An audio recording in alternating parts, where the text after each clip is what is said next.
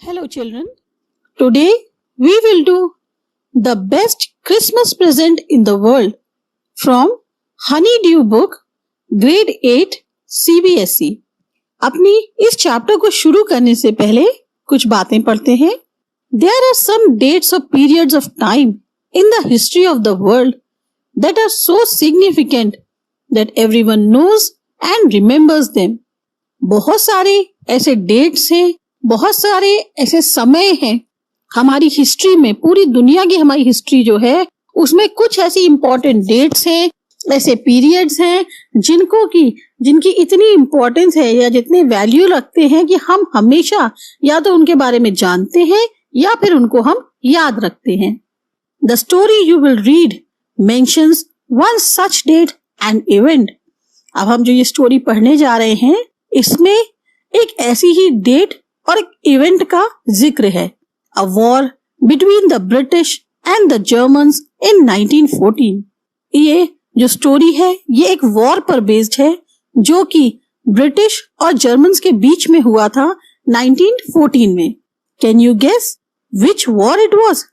आपको आइडिया है कि ये कौन सा वॉर था जो जर्मन्स और ब्रिटिश के बीच में हुआ था? Do you know which events the dates below refer to? ये जो नीचे दी गई हैं डेट्स, इसमें और देख के क्या आप कुछ आइडिया लगा सकते हो कि इस डेट पे क्या हुआ था, कौन सी घटना घटी थी? आपके पास 6 ऑप्शंस हैं जिसमें 4 जुलाई 1776, 6 अगस्त 1945, 12 अप्रैल 1961, 17 दिसंबर 1903, 30 जनवरी 1948 एंड 20 जुलाई 1969। अगर आपको इसके बारे में नहीं याद है या नहीं पता है तो इन डेट्स का जवाब जो है आपको पेज नंबर 23 पे मिल जाएगा। I spotted it in a junk shop in Bridport, a roll top desk। मैंने इसको पाया था या इसको देखा था एक जंक शॉप में। जंक शॉप का मतलब हो गया जो कि सेकेंड हैंड आइटम्स रखती है। ब्रिडपोर्ट में एक रोल टॉप डेस्क के ऊपर।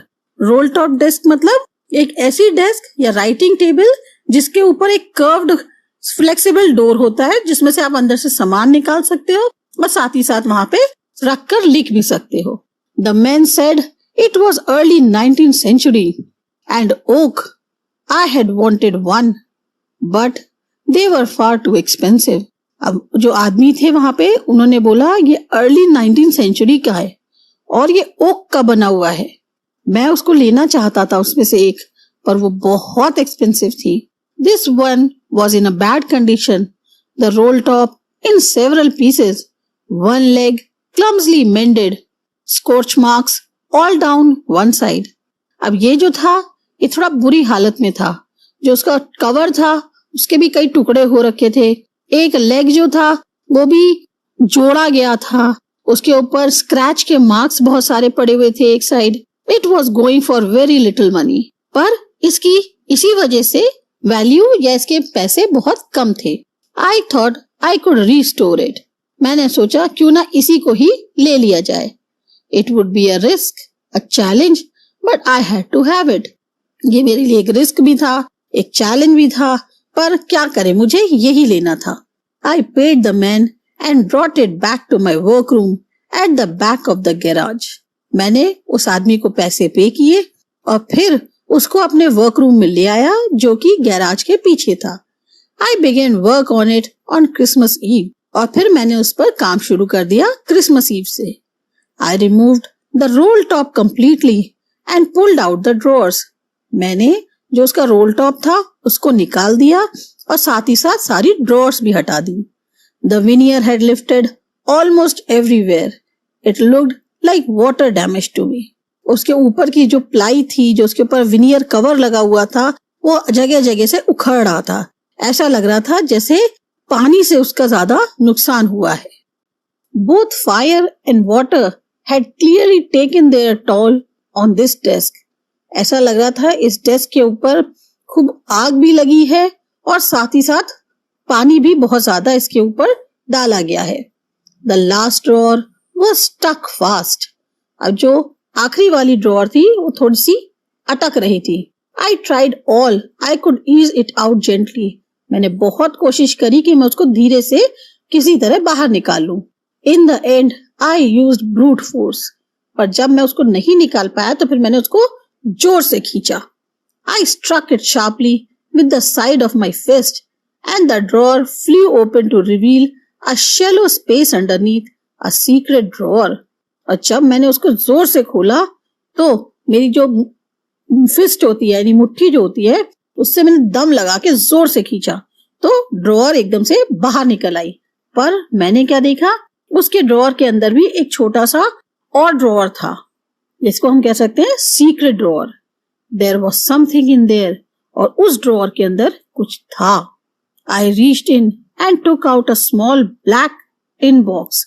और जब मैंने देखा उसको तो मैंने फिर जो है उसको निकालने की कोशिश करी तो वो क्या निकला, एक छोटा ब्लैक टिन का बॉक्स था. Sellotaped to the top of it was a piece of line note paper. और उस टिन बॉक्स के ऊपर किसी ने एक लाइन वाले नोट पेपर पे कुछ लिख के उसका पीस सेलो टेप से चिपका रखा था. And written on it in a shaky handwriting, और बड़ी हिलते हुए हाथों से उसके ऊपर कुछ लिखा गया था. जिम्स लास्ट लेटर रिसीव्ड जनवरी 25, 1915. उस पे लिखा हुआ था ये जिम का लास्ट लेटर है जो कि 25 जनवरी 1915 को मिला था. To be buried with me when the time comes. और उस पे ये लिखा हुआ था कि जब समय आए इसको मेरे साथ बरी कर देना, मतलब मेरे मरने के बाद इस लेटर को मेरे साथ ही बरी कर देना. I knew as I did it that it was wrong of me to open the box, but curiosity got the better of my sculpt.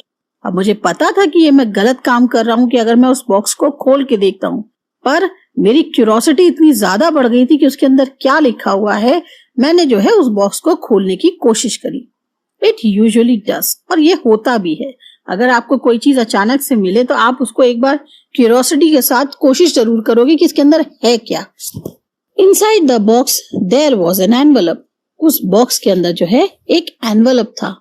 The address read. अब उस पे जो एड्रेस लिखा था वो क्या था, Mrs Jem McPherson, 12 Copper Beeches, Bridport, Dorset. ये जो है एक एड्रेस लिखा हुआ था. I took out the letter and unfold it. मैंने फिर जो है उस लेटर को निकाला और उसको ओपन किया. It was written in pencil and dated at the top 26 December 1914. उसमें जो भी लिखा हुआ था वो पेंसिल से लिखा था और उसके ऊपर एक डेट पड़ी हुई थी जिसपे लिखा था 26 December 1914. Dearest Connie, I write to you in a much happier frame of mind because something wonderful had just happened and that I must tell you about at once. अब ये जो लेटर था ये किसी कोनी को लिखा गया था जिसमें लिखने वाला इतना खुश था कि उसने लिखा कि मैं तुमको जो हूँ इतना खुश होके ये बात लिख रहा हूँ क्योंकि कुछ ऐसा अच्छा मेरे साथ हुआ है जिसके बारे में मैं अचानक से तुमको बताना चाहता हूँ. We were all standing two in our trenches yesterday morning, Christmas morning. हम लोग सब अपने ट्रेंच में खड़े हुए थे कल सुबह. ट्रेंच यानी एक थोड़ी सी गहरी जगह. वो कैसी भी हो सकती है, गड्ढा भी हो सकता है, एक नाली टाइप की खोद दी जाए वैसी ट्रेंच भी हो सकता है, कोई लैंडस्केपिंग में एक डीप डिप्रेशन भी कह सकते हैं. तो ट्रेंच में खड़े थे. क्रिसमस मॉर्निंग थी. It was crisp and quite all about as a beautiful as morning I have ever seen, as cold and frosty as a Christmas morning should be. और वो उसको पूरी तरह से फील करके बता रहे हैं कि इतनी खूबसूरत सुबह थी जैसी कि होनी चाहिए थी. शांत थी, ठंडक हो रही थी, फ्रॉस्ट यानी एक ओस सी जमी हुई थी और बिल्कुल वैसी ही क्रिसमस मॉर्निंग थी जैसी कि हम एक्सपेक्ट करते हैं. I should like to be able to tell you that we began it. और मैं तुमको बताना चाहता हूँ कि हमने जब शुरुआत करी. But the truth I am ashamed to say is that Fritz began it. पर सच्चाई ये है जो मेरे को बोलने में भी शर्म आ रही है कि फ्रिट्ज ने शुरुआत करी. First, someone saw a white flag waving from the trenches opposite. सबसे पहले एक सफेद झंडा दिखाई दिया जो दूसरी तरफ की ट्रेंच से ऊपर वेव कर रहा था। Then they were calling out to us from across no man's land, Happy Christmas Tommy, Happy Christmas। और फिर उधर से हमें आवाज आ रही थी जो ऐसा लग रहा था जैसे कोई बोल रहा हो, दूसरी तरफ कोई भी नहीं है, और पर फिर भी ऐसी आवाज आ रही थी, Happy Christmas Tommy, Happy Christmas। When we had got over the surprise, some of us shouted back, Same to you, Fritz, same to you। और जब हमें लगा उधर से आवाज आई है तो हमने भी जो है सरप्राइजिंगली दोबारा उनको रिप्लाई किया कि तुम्हें भी बिल्कुल मुबारक हो, same to you friends, same to you. I thought that it would be that, और मैंने सोचा ऐसा ही होगा। वी ऑल डिड, हमने भी सबने कर दी। But then suddenly one of them was up there in his great coat and waving a white flag. और तभी उनमें से एक जो है ग्रे बड़ा सा कोट पहने हुए था, वो खड़ा हो गया और सफेद झंडा हिलाने लग गया। Don't shoot lads, someone shouted, and no one did। उसने एकदम से झंडा हिलाते हुए बोला, शूट मत करना, कोई भी प्लीज दोस्तों शूट मत करना। एंड नो वन डिड, और फिर किसी ने शूट नहीं किया। Then there was another Fritz up on the parapet, and another, keep your heads down। I told the men it's a trick, but it wasn't। और फिर एक के बाद एक दूसरे खड़े होने लग गए और सबने बोला अपने सर नीचे करो। I told the men, मैंने उसको बोला आदमी को, ये झांसा दे रहे हैं, ये चाल है उनकी, पर ऐसा नहीं था।